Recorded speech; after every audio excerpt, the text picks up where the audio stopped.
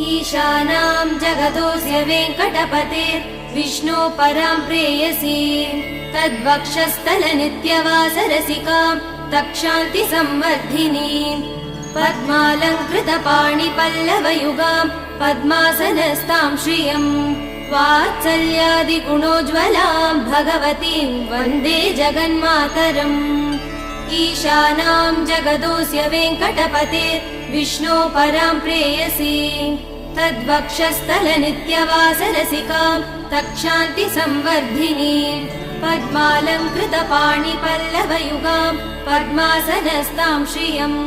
वात्सल्यादिगुणोज्ज्वलां भगवतीं वन्दे जगन्मातरम्